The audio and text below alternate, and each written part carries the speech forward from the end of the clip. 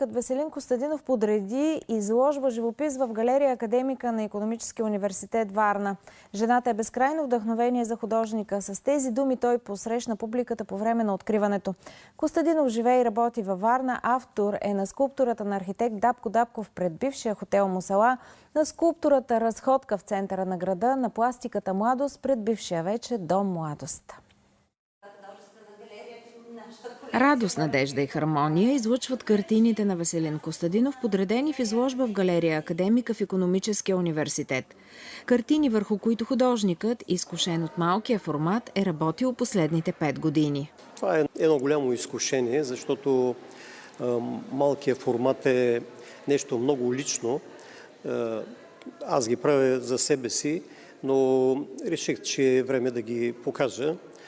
В някои има експерименти, търсения, идеи, мои лични преживявания, чувства, емоции.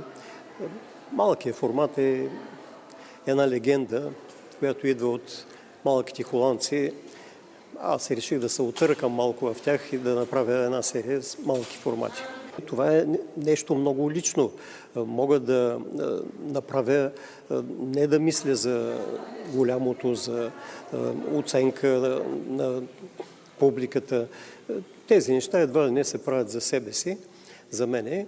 И това са много искрени, много лични работи. Женските образи пленяват публиката със своята красота, артистичност и суета. Това не са конкретни персони, но жената е муза за всеки художник и за мене най-вече. И аз съм изкушен от женската красота и обичам да я правя, да я съзерцавам и какво ли не. Жената е едно безкрайно вдъхновение за художника. Това е един сюжет, който крие много възможности. Аз съм го правил и в други варианти и продължавам да го правя. Женският гръб е като пластика много интересен, чудесен, еротичен и какво ли не още. И вдъхновява за какво ли не. Рисувам или правя скулптури в пълна тишина. Обичам тишината. В нея са моите мисли и по тази причина, когато не рисувам, слушам музика.